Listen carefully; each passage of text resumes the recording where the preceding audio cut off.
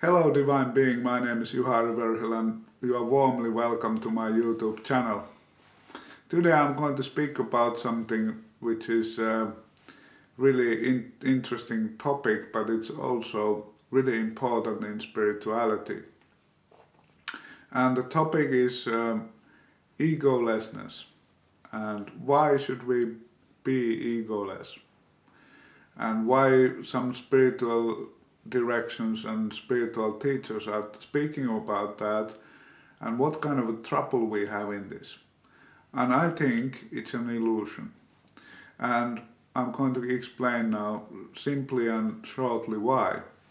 So, when we have some really strong spiritual development direction, whatever it is, like Buddhism or Hinduism or something like that, some Indian philosophical direction, the problem is that it's really high purpose in the spirituality to be egoless.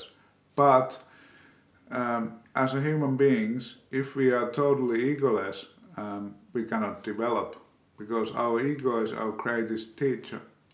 And when we have this kind of a teacher in ourselves, it's within us.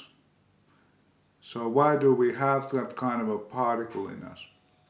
Because that particle is the greatest indicator towards the things that we should be learning, towards the things that are still somewhat unfinished or undeveloped in ourselves.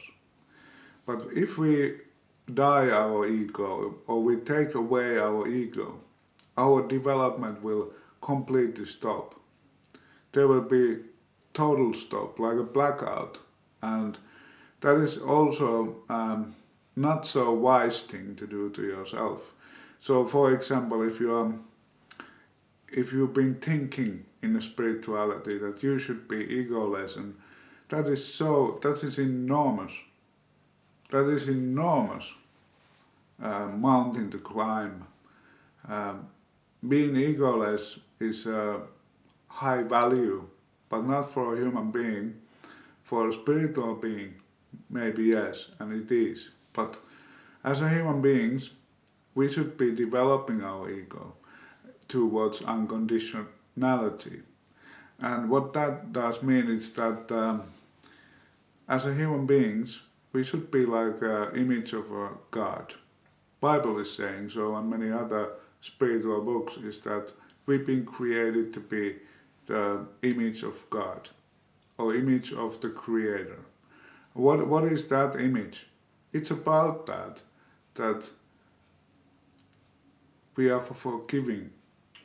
So if we are denying or we are putting our ego in the side, that means that we also are lacking of responsibility. We are lacking responsibility of our actions. And when we are getting ignored like that we are not responsible after that, when we are egoless, that we would be having no responsibility of our actions, talks, and thoughts, then I think it's really irresponsible situation. As a human beings, as a spiritual developers, if we want to develop as a human being, and when we want to develop in a spiritual way, we should think about that, okay, I have now this ego here. And thinking, and maybe you should think it opposite way around, ego is the greatest teacher.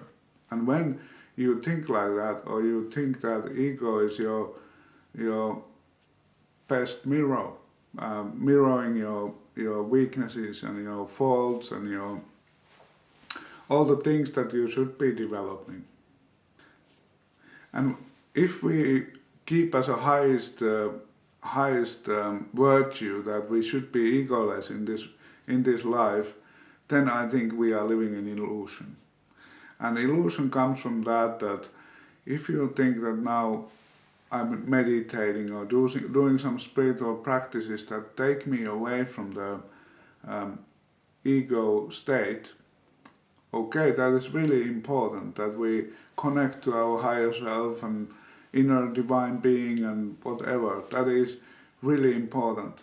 But if we are going to shut down the ego and deny it, then we get something like a blind spot. We get like a round black spot in front of our vision. And that means that we cannot see what's behind it, if you don't know what I mean. So when I'm developing myself, it's really important that I see all the parts of me, all the parts of my ego, all my weaknesses, all my wounds, all my fears, all things that I'm having too much temper or too much fire, hurting somebody or hurting myself without keeping my boundaries. These all things we should be seeing like a clairvoyant. We should be seeing things clearly. So I think it's really important that you comprehend the reality that we have this really vital particle in us, and that is ego. And it's not about that we let ego to do many things, being stupid, being something like that. No, but we should be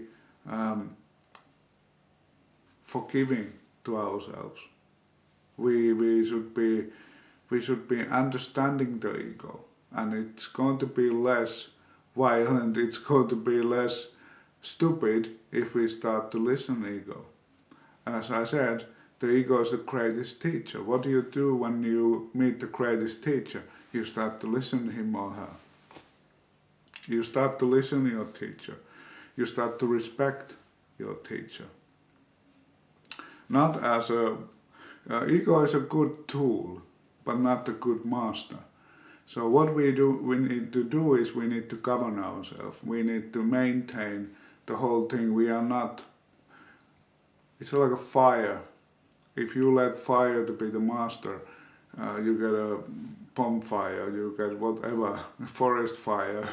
But if you let the fire be isolated and keep the boundaries to the fire, it's beautiful. It's really inspirational. It's really beautiful thing. And the fire can tell something. Fire can open up things in you. Show things because it brings light. So think about these topics. It's really important to let ego to be there. Accept that ego is there. That ego is a best indicator to your weaknesses. And then when you do that, then your world opens up. Then the whole thing is going to change.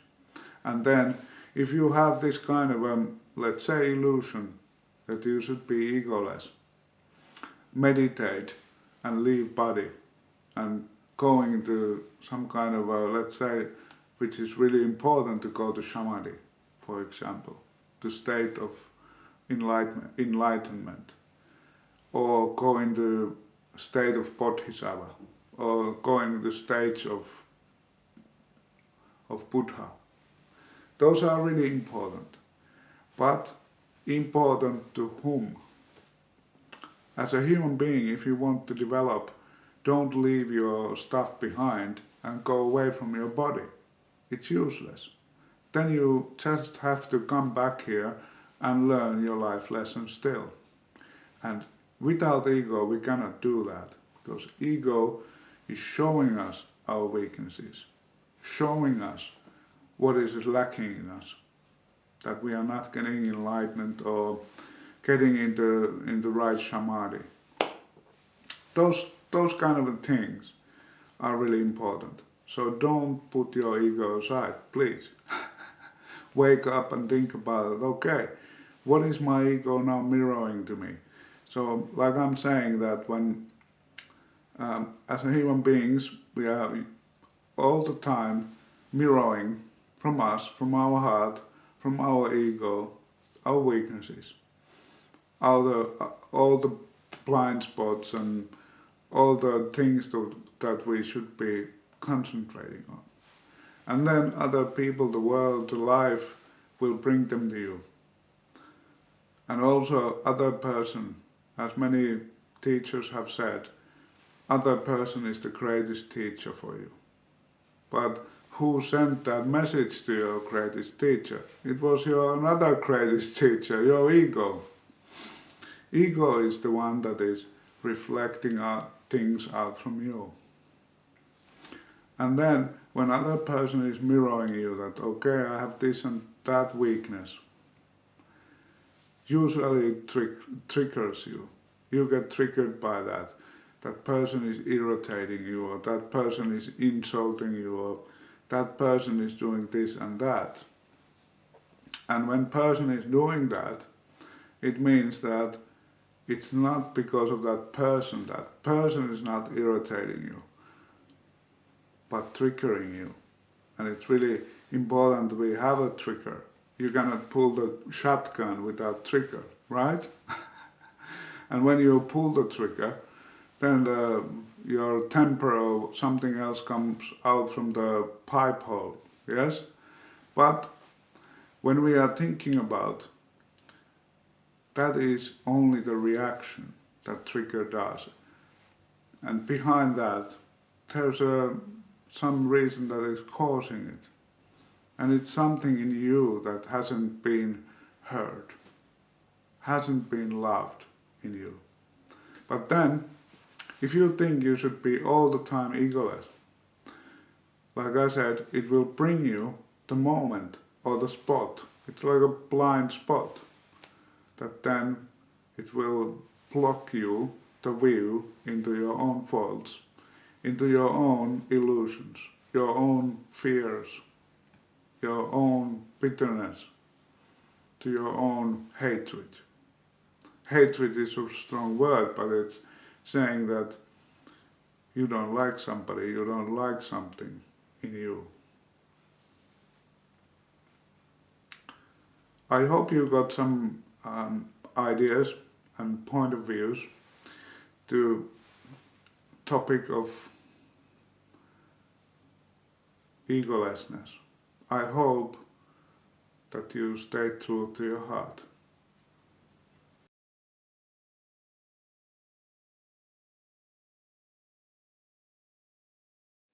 Let's dance.